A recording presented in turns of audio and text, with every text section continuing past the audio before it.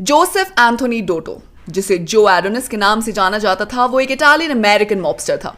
Adonis New York city में modern कोसा Nostra crime families की फॉर्मेशन में एक बहुत ही इंपॉर्टेंट पार्टिसिपेंट था और नेशनल क्राइम सिंडिकेट में एडोनिस लुसियानो क्राइम फैमिली में एक पावरफुल माफिया बन गया था।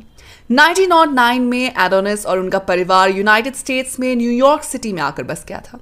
उस वक्त यंग एडोनिस ने चोरी करके और जेबें काटकर अपना गुजारा किया और ऐसे ही सड़कों पर काम करते और चोरी चकारी करते हुए एडोनिस की मुलाकात future mob boss Charles lucky Luciano और मॉबस्टर सेटिमो अकार्डी से हो गई। उनसे मिलने के बाद एडोनिस को पता चला कि वो दोनों इलीगल गैम्बलिंग में शामिल थे। धीरे धीरे करके उनकी दोस्ती हो गई और एडोनिस के दिल में लुसियानो के लिए एक लॉयल्टी की भावना बन गई जो इन दोनों मॉबस्टर्स की जिंदगी भर तक चली। 1920s की शुरुआत में उसने खुद को जो एडोनिस कहना शुरू कर दिया। उनके कल्चर में एडोनिस सुंदरता और इच्छा के ग्रीक गॉड थे। हालांकि ये कभी नहीं पता चला कि उन्होंने अपना नाम जो एडोनिस क्यों रखा या कहाँ से इंस्पायर होकर उन्होंने ये खुद का ये नाम डिसाइड किया। लेकिन एक कहानी में कहा गया है कि एडोनिस को ये निकनेम एक लड़की से मिला था जो उसके साथ रिलेशनशिप में रही थी। एक और कहानी ये कहती है कि ग्रीक माइथोलॉजी पर एक मैगजीन से एक आर्टिकल को पढ़ने के बाद उसने ये नाम एडोनिस अपनाया था। एडोनिस ने जीन मोंटेमोराना से शादी की और उनके 4 बच्चे थे। उनका बेटा जोसेफ डोटो जूनियर जेनोवीज फैमिली का मेड मेंबर यानी उस क्राइम फैमिली का ऑफिशियली एक हिस्सा बन गया और न्यू जर्सी में क्रिमिनल रैकेट्स को भी ऑपरेट किया। 1920s में एडोनिस ब्रुकलिन में कुछ रैकेट्स के बॉस फ्रैंकी येल के लिए एक दूत यानी एक एनफोर्सर बन गया। येल के लिए काम करते वक्त एडोनिस ने थोड़े समय के लिए future Chicago outfit boss L Capone से मुलाकात की जो कि येल के लिए ही काम कर रहा था। इसी बीच लुसियानो गैंग बॉस जो मैसेरिया के लिए एक एनफोर्सर बन गया था। मैसेरिया अनएजुकेटेड, पुअर मैनर्स के साथ और लिमिटेड मैनेजरियल स्किल्स का एक खराब पैकेज था। 1920s के एंड तक मैसेरियो का मेन राइवल बॉस साल्वाटोर मोरांजानो बन गया था। मैसेरियो और मोरांजानो दोनों ही पुराने ट्रेडिशनल माफिया बॉसेस थे जिन्होंने इटली में अपना क्रिमिनल करियर शुरू किया था। वो दोनों ही सम्मान, परंपरा, ऑनर और डिग्निटी जैसे ओल्ड वर्ल्ड माफिया सिद्धांतों को बनाए रखने में विश्वास रखते थे। लेकिन लुसियानो इस सब के ऑपोजिट न केवल इटालियन के साथ काम करने के लिए तैयार था बल्कि जूविश और आयरिश गैंगस्टर्स के साथ भी वो काम कर सकता था। उसे बस अपने पैसों से मतलब था। 1931 की शुरुआत में लुसियानो ने मैसेरिया को खत्म करने का फैसला किया। मैसेरिया के लिए लड़ाई खराब चल रही थी और लुसियानो ने सिचुएशन को बदलने की अपॉर्चुनिटी देखी।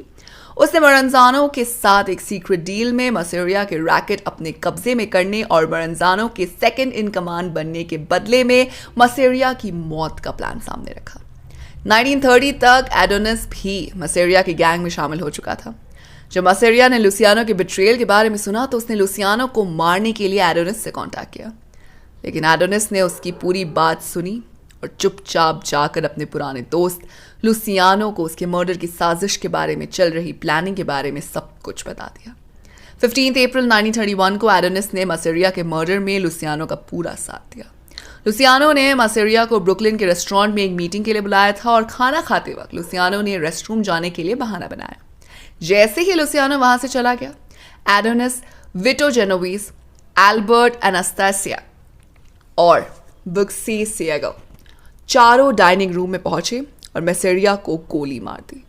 और चारों में से कोई भी मैसेरिया मर्डर में कभी भी नहीं फंसा। मैसेरिया की मौत के साथ वॉर खत्म हो गया और मोरांजानो जीत गया। फ्यूचर के किसी भी वॉर से बचने के लिए मोरांजानो ने सभी इटालियन अमेरिकन गैंग्स को 5 परिवारों में रीऑर्गेनाइज किया और खुद को boss of the all bosses के रूप में रिप्रेजेंट किया। लेकिन लुसियानो और उनके वफादार जल्द ही मोरांजानो के इस तरह से पावर को हड़पने से डिससैटिस्फाइड हो गए। और जब लुसियानो को पता चला कि मोरांजानो ने उसके मर्डर का ऑर्डर दिया है तो लुसियानो ने उससे भी पहले अटैक किया। 10 सितंबर 1931 को कई गनमैन ने मोरांजानो पर उनके मैनहट्टन ऑफिस में हमला किया और उसकी हत्या कर दी गई।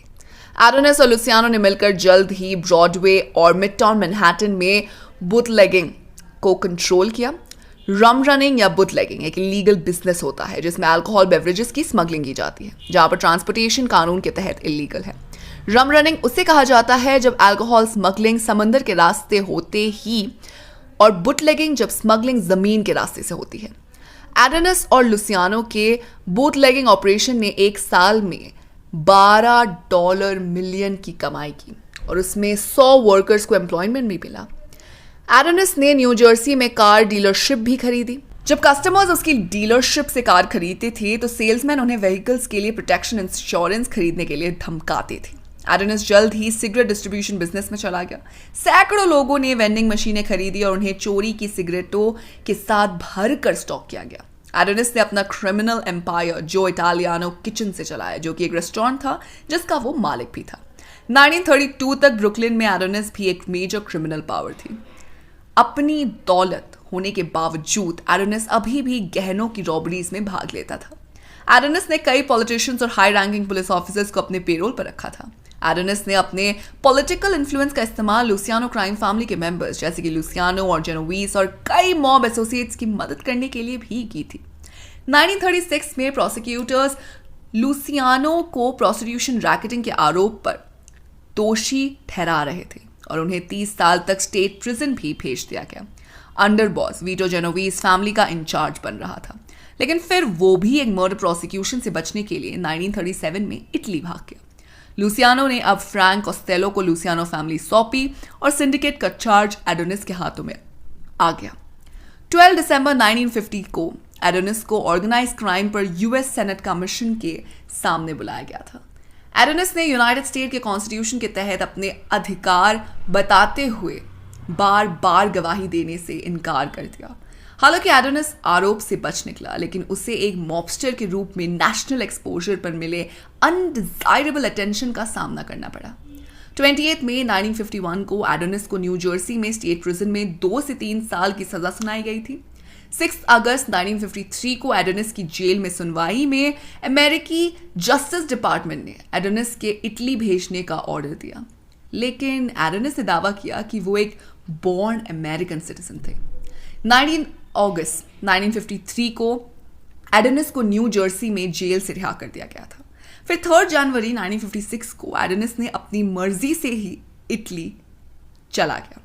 एडोनिस की इटली में लुसियानो से मुलाकात भी हो सकती है, लेकिन इसका कोई सबूत नहीं है। समय के साथ फाइनेंशियली स्ट्रगलिंग लुसियानो की हार्ट अटैक से 64 ईयर्स में मौत हो गई। एडोनिस ने इटली में अंतिम संस्कार सेवा में भाग लिया और सो लॉन्ग पैल शब्दों के साथ एक बड़ी फूलों की पुष्पांजलि से उसे अलविदा कहा। इसके बाद नवंबर 1971 में पुलिस ने एडोनिस को इटली में एक छोटे से पहाड़ी वाले एरिया की तरफ ट्रांसपोर्ट किया ताकि इन्वेस्टिगेशन की जा सके, लेकिन इन्वेस्टिगेशन में लेंथी क्वेश्चनिंग और अब्यूसिव ट्रीटमेंट की वजह से एडोनिस को भी हार्ट अटैक आया। उन्हें पास के हॉस्पिटल ले जाया गया और कुछ दिनों बाद 22 नवंबर को उनकी वही मौत हो गई। यूएस गवर्नमेंट ने एडोनिस की बॉडी को दफनाने के लिए यूनाइटेड स्टेट्स वापस लाने के लिए एडोनिस की फैमिली को परमिशन दी, जिन्होंने उनकी बॉडी को न्यू जर्सी में लाकर दफनाया और उनका family name Joseph Anthony Donno उनकी सेमेट्री पर मेंशन किया गया। तो दोस्तों, बाघी फिल्म जो है वो एडोनिस की कहानी से इंस्पायर्ड हो सकती है।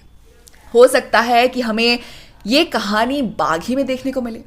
तो आप हमें बताइए कि आप बाघी 3 के लिए कितने एक्साइटेड हैं। साथ ही अगर आपको वीडियो पसंद आई हो तो इसे लाइक कीजिए, दोस्तों के साथ शेयर कीजिए और फिल्मी दुनिया से जुड़े रहने के लिए सब्सक्राइब कीजिए हमारे चैनल बॉलीग्राज स्टूडियोज को।